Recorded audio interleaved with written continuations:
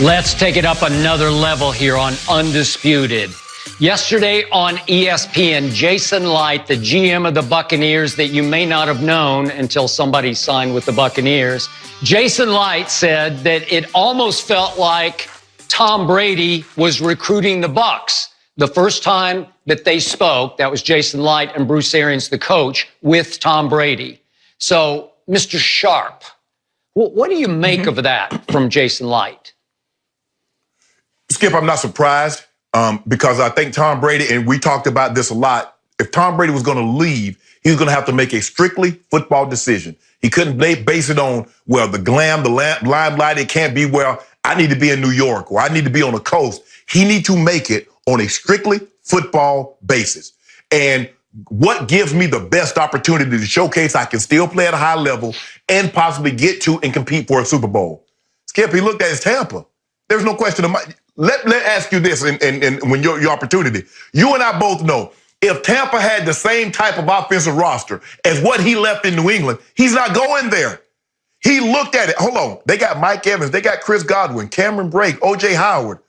Okay, they still got $20 million in cap space. Maybe they can go shore up and get an offensive lineman in the draft. Maybe they get one in free agency.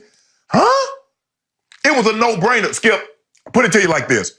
We've seen actors that make $20 million, $15 million, what the going rate was for an A-list actor. But we see him take less than that for a film, and it's like, why would he do this film? He's like, this film has the potential to be special. Very, very special. So he was willing to waive his normal fee in order to do that. Give you an example, like Samuel Jackson. Samuel Jackson, we know he's box office. He's the highest grossing actor of all time, considering Star Wars. He's been in Iron Man, the Avengers series. But so Samuel Jackson is probably not having to interview for a movie role, Skip. Everybody knows who he is and what he is.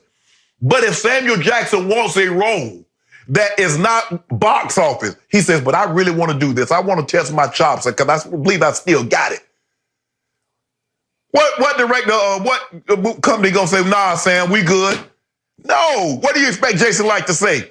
Skip, I think the thing is what surprised Jason Licht, even like most people. You heard what everybody said at the beginning because we thought we kept floating this out there. You and I both, I'm like, Skip, something brewing on the horizon over here. Oh, he's going back. Even all the fans. Oh, Tommy is going to come back. He's going to win it. He and Bill will work it out. He's coming back. Everybody around, he's going back to New England. Jason Licht says he's going back to New England, or maybe he goes to San Francisco like a lot of people thought, or Vegas. But when Tom Brady sat down and he looked at it, Tampa as a franchise, boo. Tampa as an offensive juggernaut and what they potentially possess, yay. He's like, I can win an Oscar. I understand that I've been in big time movie, $1 million budget films, but this little $5 million budget film can win me an Oscar. He realized this downtrodden franchise, 387 win percentage, the worst in North American sports, they can win me a Super Bowl. And that's what he factored in, and he should have. Interesting. So I'm glad you went that direction because I anticipated maybe you would try to leap to the wrong conclusion that Tom Brady had only one hope to sign with. I thought you'd say he was desperate. He had to talk Tampa into taking him because you have made a strong case that Tom Brady fell off the cliff last year in New England and that his market was drying up around the rest of the league.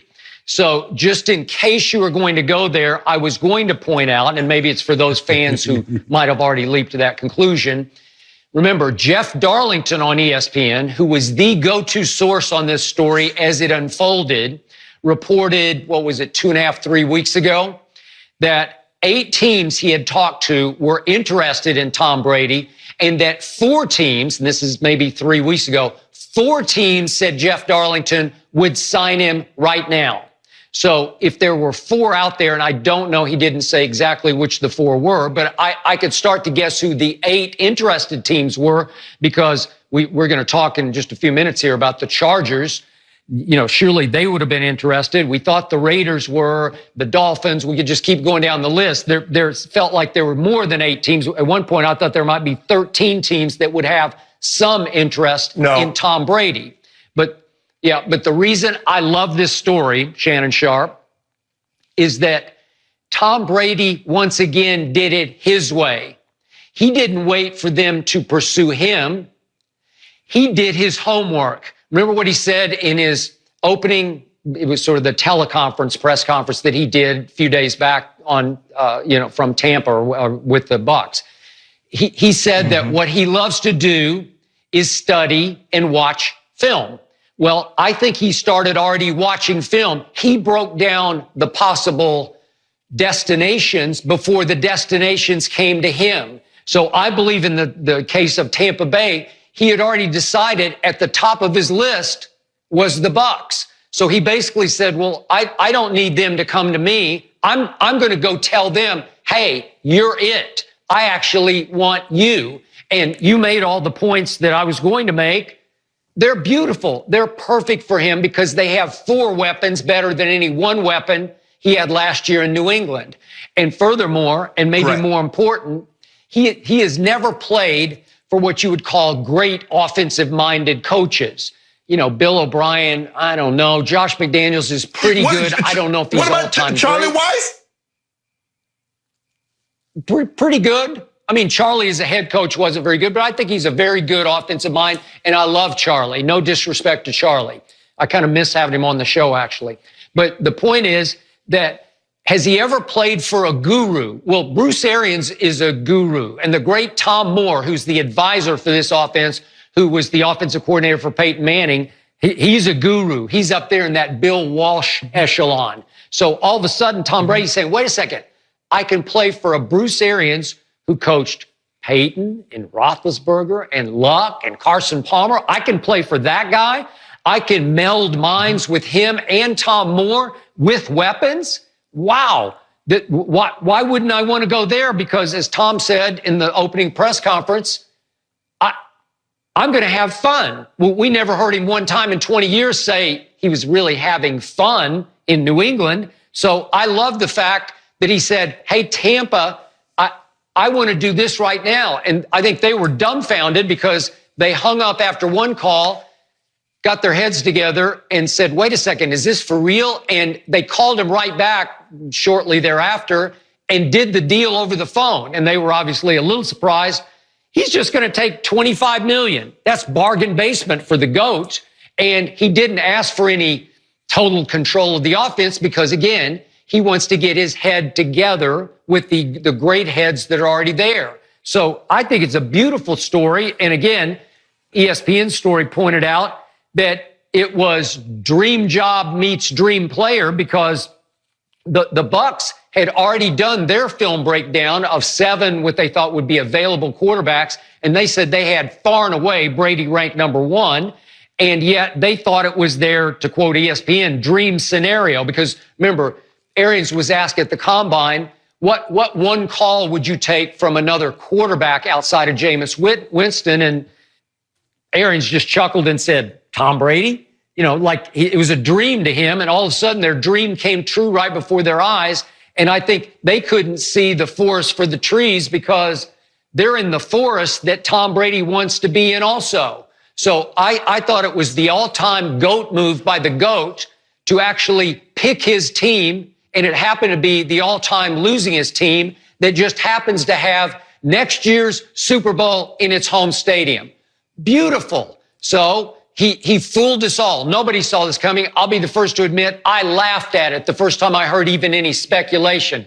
Tom Brady would go to the Buccaneers, known as the Succaneers? No way. Your thoughts? Yeah. I'm confused here because I remember hearing Tom Brady's press conference and he says he's going to have fun.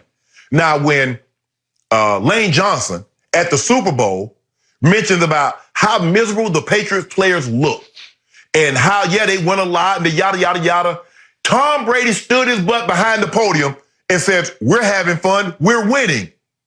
Huh? Yeah. What transpired? So in other words, all this time, you've been lying Because you see, Skip, you can win so much, but look, making money, you get a job you want to make, but Skip, if you don't enjoy it, if you're not having fun, it makes it very, very hard to get up day after day, week after week, year after year.